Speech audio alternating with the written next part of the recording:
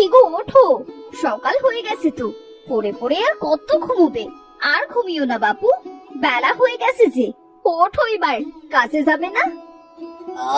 গিন্নি, আমাকে জ্বালিও না তো, একটু শান্তিতে ঘুমাতে দাও।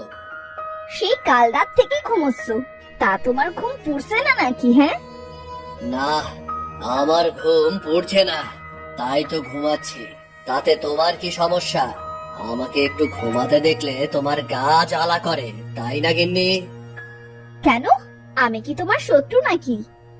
শত্রু না হলে এমন করো কেন? আমাকে একটু শুতে দেখলেই তোমার গা জ্বলা শুরু করে কেন? অমনি তুমি চেঁচামেচি কেন শুরু করে দাও? কি বলছোটা কি তুমি? কখন কাজ হলো শুনি? তোমাকে আমি কি বললাম? ভালো কথা বললেও দোষ। এখন তো তুমি কিছুই বুঝতে পারবে না। সেই কখন থেকে ডাকাডাকি শুরু করছো। তোমার জন্য তো কোনোদিন একটু শান্তিতে ঘুমাতেও পারি না। ডাকছি কি আর সাত করে? তুমি কাজে যাবে না? সকাল হয়ে গেছে তাই ডাকছিলাম। না, আমি কাজে যাব না। আজ সারাদিন শুয়েই থাকবো। দেখি তুমি কি করতে পারো।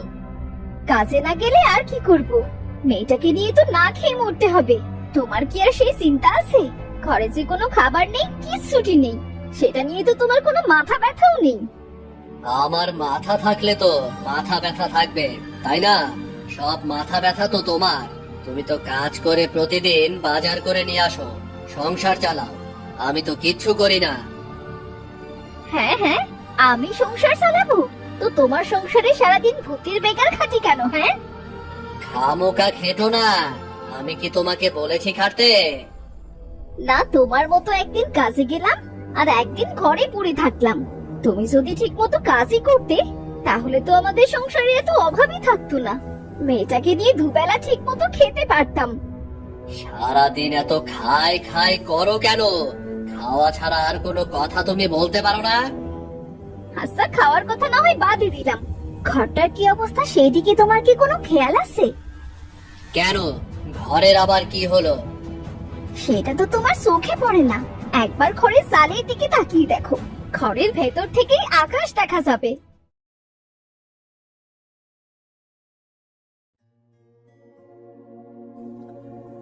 হ্যাঁ, তা তো আমি দেখি, কত ভালো লাগে। আরে, এটা দেখার জন্য তো ভাগ্য লাগে। ওরে আমার ভাগ্যওয়ালা রে! বর্ষার সময় যখন ঘরে পানিতে ভরে যাবে তখন বুঝবে, ঘরটা ভেঙে পড়বে তখন দেখো ভাগ্যটা যেন আমার দুর্ভাগ্যে পরিণত না হয়। মা, ও মা, তোমরা আবার সকাল সকাল ঝগড়া শুরু করেছো কেন? আমার খুব খিদে পেয়েছে মা, আমায় কিছু খেতে দাও। আমার কাছে খাবার না চেয়ে তোর বাপের কাছে চা। আমি তো সারাদিন শুধু খাই খাই করি। যা, তোর বাপের কাছ থেকে খাবার চেয়ে খা। এতক্ষণ আমার সাথে চেঁচামেচি করে মন ভরেনি, এবার মেয়েটার সাথে শুরু করেছ। মুখ দিয়ে কোনো সময় ভালো কথা বের হয় না তোমার। বাবা, আমার খুব খিদে পেয়েছে, আমায় একটু খেতে দেবে বাবা? আমি যে আর পারছি না। তুই গিয়ে দেখ ঘরে কিছু আছে কিনা। আমি কাজে যাচ্ছি, কাজ থেকে আসার সময় আমি বাজার নিয়ে আসবো। আমি তো ভালো না, তাহলে থাকো তোমরা। আমার দু চোখ সেদিকে যায়, আমি সেদিকেই চললাম। যাও তো আমার চোখের সামনে থেকে, দূর হও তো, একটু শান্তিতে থাকি।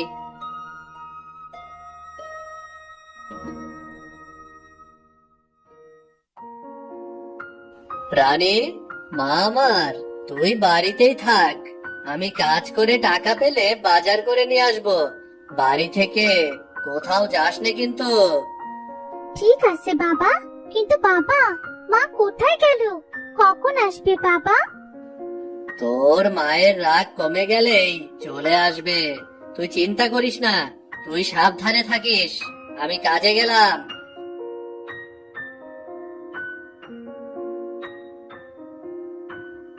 মদন কাজ করত গ্রামের মোড়লের বাড়িতে। সে কাজের জন্য মোড়লের বাড়ির উদ্দেশ্যে রওনা দিল।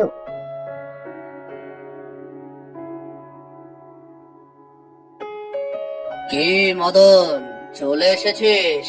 তা আজ এত দেরি হলো কেন? এই ঘুম থেকে উঠতে একটু দেরি হয়ে গেল, তা আজকে কি কাজ করতে হবে মোড়ল মশাই? আজকে কচু ক্ষেত থেকে কচু কাটতে হবে, সাবধানে কাটবে। এখন কিন্তু কচুর খুব দাম, একটাও যেন নষ্ট না হয়। আমার ওপর বিশ্বাস রাখতে পারেন, আমি থাকতে আপনার কোনো ক্ষতি হবে না। সে তো আমি জানি, এজন্যই তো তোকে কাজে নেই।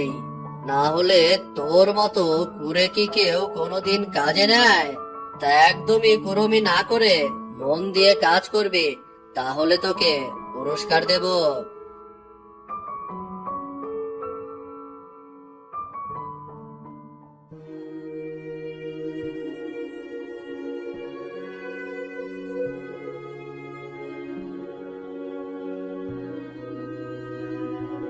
আহ, হাঁটতে হাঁটতে ক্লান্ত হয়ে গেছি। এমনিতেই সকাল থেকে পেটে একটি দানাও পড়েনি, তারপরও অনেকক্ষণ থেকে হাঁটছি। শরীরটা যে বড্ড ক্লান্ত লাগছে। আমি বরং এখানে বসে একটু বিশ্রাম নিই। বাঁচাও আমাকে, আমাকে সাহায্য করো। আমার যে খুব কষ্ট হচ্ছে, আমায় একটু সাহায্য করো। কে কে চিৎকার করছে? আমি যে কাউকে দেখতে পাচ্ছি না। শরীরটা মনে হয় খুব ক্লান্ত, তাই হয়তো ভুল শুনছি। এখানে বেশ ঠান্ডা আছে। আরে না না, তুমি ভুল শোনোনি গো। এই তো আমি তোমার সামনে। আমি কচু গাছ, আমি তোমার কাছে সাহায্য চাচ্ছি। ও মা গো মা, এই আমি কি দেখছি? গাছ নাকি কথা বলে? এমন আবার হয় নাকি? এইটা কিভাবে সম্ভব? সম্ভব, সবই সম্ভব। আমি তোমাকে সব বলবো। আগে তুমি আমায় বাঁচাও, আমি আর থাকতে পারছি না। কিন্তু আমি কিভাবে তোমায় সাহায্য করব? আমার গোড়ায় আগাছায় পড়ে গেছে, ওরা আমার শরীর থেকে সব রস শুষে নিচ্ছে। আমার যে খুব কষ্ট হচ্ছে। তুমি একটু অপেক্ষা করো, আমি তোমার গোড়ার সব আগাছা পরিষ্কার করে দিচ্ছি। বিনু কচু গাছের কথা মতো হাত দিয়ে সবগুলো আগাছা পরিষ্কার করে দেয়। আহ, বাঁচালে আমায়। আগাছাগুলোর জন্য খুব কষ্ট হচ্ছিল আমার। আমার গোড়ায় একটু পানি দেবে গো? অনেকদিন হয়ে গেল পানি পাইনি। এখানে পানি পাবো কোথায়? আচ্ছা ঠিক আছে, তুমি একটু অপেক্ষা করো, আমি পানি খুঁজে নিয়ে আসি। ঠিক আছে মেয়ে, একটু তাড়াতাড়ি আসার চেষ্টা করো। চেষ্টায় আমার প্রাণ শুকিয়ে গেছে। ঠিক আছে, আমি পানি খুঁজতে গেলাম, তুমি আরেকটু কষ্ট করো, আমি এক্ষুনি ফিরে আসবো।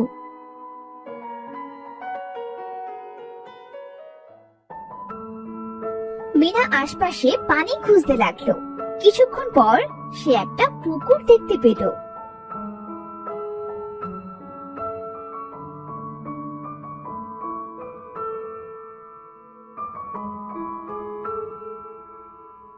সেখান থেকে সে পানি এনে কচু গাছের গোড়ায় দিল। আহ, কতদিন পর পানি পেলাম, মনে হচ্ছে আমার প্রাণটা ফিরে এসেছে। তোমায় অনেক অনেক ধন্যবাদ গো, তুমি আমার বড় উপকার করেছো। তোমার এই উপকারের কথা আমি কোনোদিন ভুলবো না। এবার বলো, তুমি কি করে কথা বলতে পারো? অন্য গাছেরা তো তোমার মতো কথা বলতে পারে না। আমি তো কোনো সাধারণ কচু গাছ না, আমি হলাম মায়াবী কচু গাছ। আমার কাছে জাদু আছে, আর এর জন্য আমি কথা বলতে পারি। তা তুমি এখানে আসলে কি করে? আমাদের মায়াবী রাজ্যে একটা ঋষি আছে, উনি ওখান থেকে কটা মায়াবী কচু গাছ নিয়ে যাচ্ছিলেন। আর যাওয়ার পথে আমি এখানে পড়ে যাই, আর তখন থেকেই আমি এখানে আছি। তা তুমি বললে যে তুমি জাদু জানো, তা তোমার এত কষ্ট হচ্ছিল, তবে তুমি জাদু করে তা ঠিক করোনি কেন? পানির অভাবে আর আগাছায় আমার শক্তি সব শুষে নিয়েছিল। দিনে দিনে আমি দুর্বল হয়ে পড়েছিলাম, আর আমার জাদু শক্তিও আস্তে আস্তে শেষ হয়ে গিয়েছিল। তা এখন তোমার জাদু শক্তি ফিরে এসেছে, এখন তো তোমার শরীর তাজা হয়ে গেছে। হ্যাঁ মেয়ে, এখন আমি আমার শক্তি ফিরে পেয়েছি। তা তোমার কি হয়েছে মেয়ে? দেখে তো মনে হচ্ছে তুমি খুব ক্লান্ত। তা বলতে পারো, বেশ ক্লান্ত আমি। বাড়ি থেকে ঝগড়া করে বেরিয়েছি। ওমা কেন? তা কার সাথে ঝগড়া করেছো শুনি? মিনা তখন সব কথা কচু গাছকে খুলে বলল,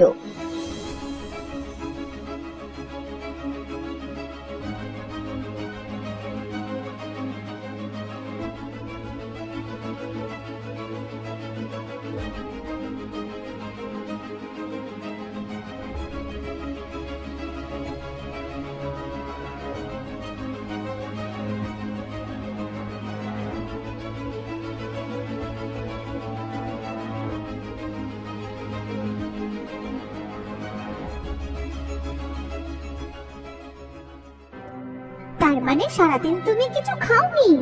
দাঁড়াও, তোমার জন্য আমি খাবারের ব্যবস্থা করছি।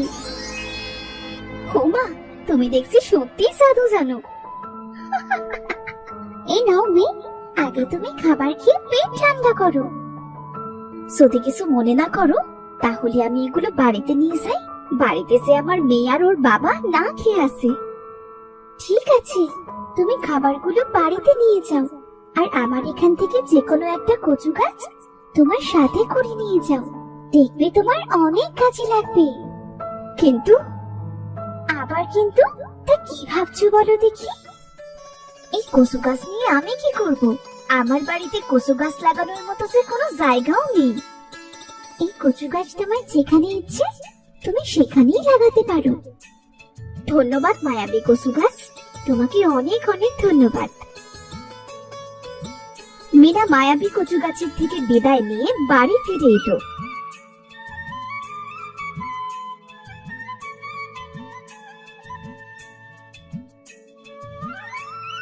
মা, ওমা, তুমি এসেছো? আমি সেই কখন থেকে তোমায় খুঁজছি। আমার একা একা খুব ভয় লাগছিল মা। ভাগলি মেয়ে আমার, তাও তো ভয় কিসের? আমি তো চলেই এসেছি মা। সারাদিন মনে হয় কিছু খাসনি। চল আগে কিছু খাবার খেয়ে নে। তোর বাবা এখনো কাজ থেকে ফেরেনি? না মা, বাবা এখনো ফেরেনি।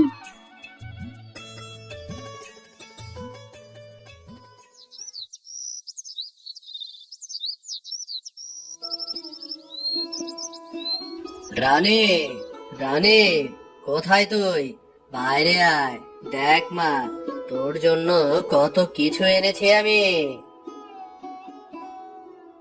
এত বাজার করে এনেছো মা? ওমা, দেখো মা, বাবা কত বাজার করে এনেছে। গিন্নি, তুমি বাড়িতে ফিরে এসেছো? আমাকে তুমি ক্ষমা করে দাও। তোমাকে ওভাবে বলা আমার ঠিক হয়নি। দেখো, আজ অনেক বাজার করে এনেছি। যাও, তাড়াতাড়ি রান্না বসাও। আজ অনেক কাজ করেছি, খুব খিদা পেয়েছে। বাবা, মাও তো অনেক মজার মজার খাবার এনেছে। বাড়িতে তো খাবার কিছু ছিল না, তা তুমি এত খাবার কোথায় পেলে? সে অনেক কথা গো, তুমি শুনলে তো অবাক হয়ে যাবে।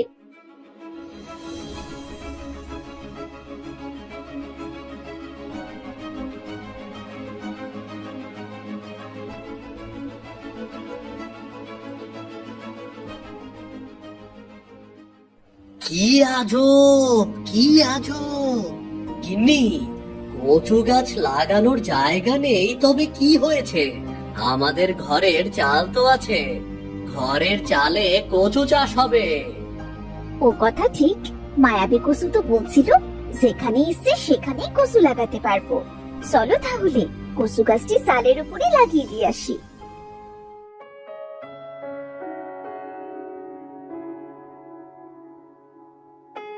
এরপর তারা খাবার শেষ করে একটা মই বেয়ে চালের উপরে উঠে কচু গাছটি লাগিয়ে দিল।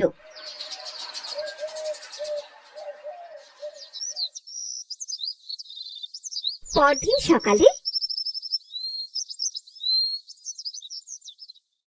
হায় হায় গিন্নি, তাড়াতাড়ি বাইরে এসো, দেখো কি কাণ্ড ঘটেছে। কি গো, কি হয়েছে? এমন চিৎকার করছো কেন? দেখো দেখো গিন্নি, আমাদের ঘরের চালে কচু গাছে ভরে গেছে। ও মা, মায়াবী কচু তো সত্যি কথাই বলেছিল। যাক বাবা, খুব ভালো হয়েছে। এখনকার সময় তো কচু খেসু পাওয়ার কোনো উপায় নেই, দামও অনেক। এই কচু বিক্রি করে এবার আমাদের সংসারটা কোনো রকম চললেই হলো। ভাঙা চালে কচু চাষ, সত্যি গিন্নি কি অদ্ভুত, তাই না? শুধু যে একদিক থেকে উপকার হলো এমনটি কিন্তু নয়। দেখো, ভাঙা চাল দিয়ে এখন আর আকাশ দেখা যাচ্ছে না, অর্থাৎ বর্ষার সময় ভাঙা চাল দিয়ে আর পানিও পড়বে না। কি বলো?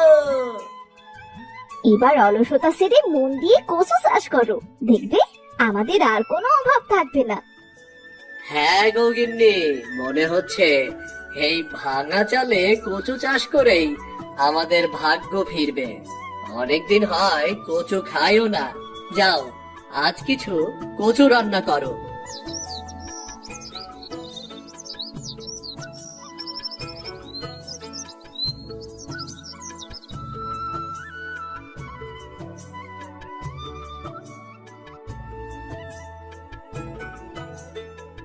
আহ, তোমার হাতের কচু রান্নার কি যে স্বাদ!